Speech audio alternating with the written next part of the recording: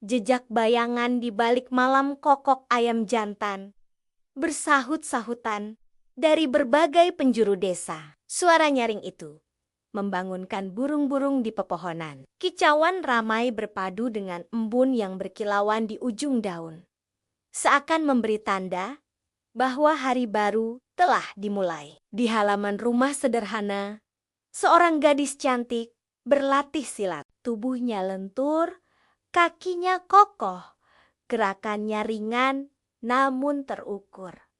Dialah Galuh Wangi, murid kesayangan Kiai Gringsing. Sang guru memperhatikan dengan tenang, sorot matanya penuh wibawa.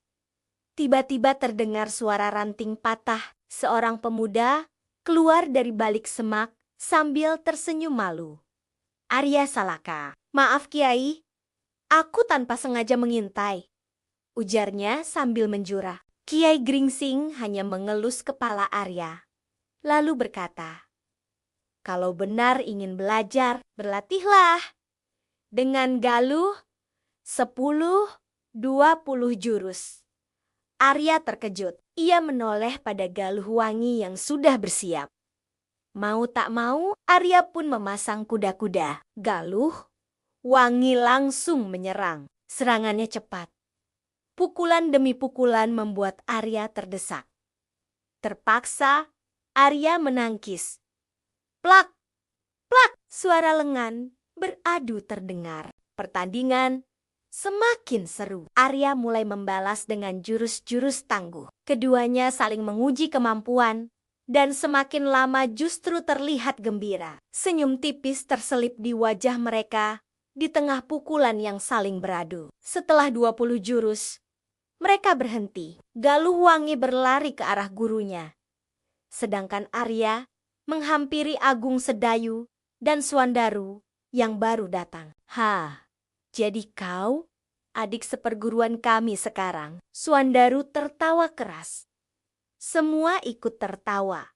Suasana mencair. Siang itu, mereka bergabung dengan Sutawijaya dan Ku Garjito. Pembicaraan mengarah pada perampokan upeti Mataram. Semua menduga ini ulah orang dalam Pajang. "Angger Arya," kata Sutawijaya serius. "Kau yang harus menyusup ke barak prajurit Sandi Pajang. Gunakan aji sirapmu. Buktikan bahwa mereka biang keladinya." Arya menunduk hormat. "Baik, Kanjeng." Kiai Gringsing menimpali. "Ajak Galuh Wangi, biar dia tahu dunia luar." Ku Garjito, ayah Galuh Wangi, memberi izin dengan berat hati. "Jaga anakku baik-baik." Galuh Wangi muncul dengan pakaian ringkas pendekar. Dengan kuda yang disediakan, keduanya berangkat ke perbatasan. Perjalanan jauh membuat mereka lelah. Saat berhenti di bukit, Galuh mengeluh lapar. Arya dengan sigap melesat ke hutan. Kembali dengan buah-buahan. Mereka makan bersama. Canggung di awal, namun segera larut dalam canda. Sore menjelang malam, mereka menyusup. 4 prajurit berjaga di pintu barak.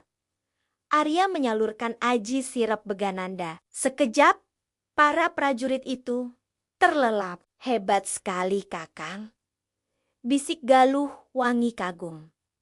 Mereka masuk, barak kosong. Dari sudut ruangan, Galuh menemukan timang ikat pinggang bergambar kelelawar lambang prajurit Pajang. Di ujung ruangan, ada peti berukir bunga Wijaya Kusuma, lambang Mataram. "Ini bukti yang kita cari," kata Arya sambil menyimpan timang itu. Setelah keluar dari barak, Arya dan Galuh mendapati kuda mereka hilang. Dengan berat hati, mereka berjalan kaki menembus hutan. Malam makin larut, tubuh letih. Tiba-tiba, mereka melihat rumah tua di tengah hutan. Kabut tipis menyelimuti, aroma harum menyengat. Penasaran, mereka masuk. Di dalam, altar dengan lukisan Nyai Walang Sungsang berdiri angker.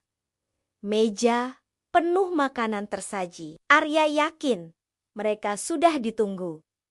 Meski ragu, Galuh akhirnya ikut duduk. Mereka makan dengan perasaan campur aduk antara takut dan kagum. Malam itu, mereka beristirahat di kamar terpisah. Bau harum membuat hati damai, seakan ada tenaga gaib yang menenangkan. Galuh berbaring di ranjang, wajahnya terbayang Arya. Jantungnya berdebar, hatinya gundah. Di kamar lain, Arya pun merasa gelisah. Entah mengapa, ia tak bisa berhenti memikirkan Galuh. Tiba-tiba, terdengar bisikan halus. Arya, jalankan takdirmu.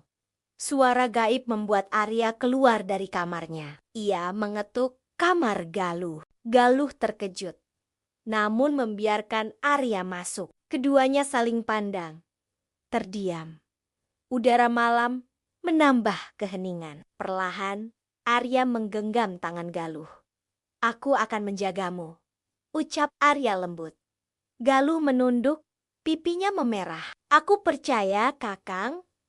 Mereka saling mendekat, berbagi senyum dan rasa yang belum pernah mereka rasakan. Tanpa melewati batas, hanya genggaman hangat, tatapan penuh makna, dan janji tak terucap. Malam itu, mereka tertidur dalam keakraban yang membuat hati tenteram. Pagi tiba, rumah tua itu lenyap. Mereka terbangun di rerumputan basah embun. Arya dan Galuh hanya saling pandang. Masih bingung, namun segera bersiap pulang. Sesampainya di rumah Kuwu Garjito, mereka disambut gembira. Arya menyerahkan timang pada Sutawijaya. Sebagai bukti, tiba-tiba terdengar suara ramah dari pintu. Kulo nuwun. Semua menoleh. Seorang pemuda berwibawa masuk. Dialah Pangeran Benawa, putra Sultan Hadiwijaya. Kakang Sutawijaya Benawa memeluknya erat.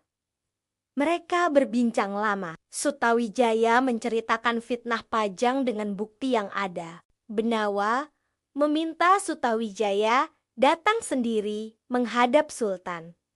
Namun Sutawijaya menolak. Aku tahu Kanjeng Sultan dikelilingi para penjilat. Ucapanku tak akan dipercaya. Hanya kau, Adi Benawa, yang bisa menyampaikannya. Perdebatan kecil terjadi. Benawa khawatir Mataram akan dijerat fitnah. Namun, Sutawijaya tetap teguh. Akhirnya, Benawa pamit kembali ke Pajang. Hati-hatilah, Kakang. Tumenggung Surya Laksana sangat berambisi. Setelah Benawa pergi, Sutawijaya juga pulang ke Mataram. Tinggallah Arya, Galuh, dan Kiai Gringsing. Bawalah Galuh ke gurumu. Warang wajah, pesan Kiai Gringsing. Arya tercekat, hatinya resah. Membawa Galuh ke Warang wajah berarti mempertemukannya dengan Nafa. Dua perempuan yang sama-sama penting di hatinya. Dalam perjalanan, Galuh menggenggam tangan Arya. Kakang, aku ingin selalu di sisimu. Arya hanya terdiam. Pandangannya jauh. Hatinya tahu. Badai lain sedang menunggu. Bukan hanya fitnah Pajang, tapi juga benturan perasaan yang bisa meledak kapan saja. Jejak bayangan di balik malam bersambung.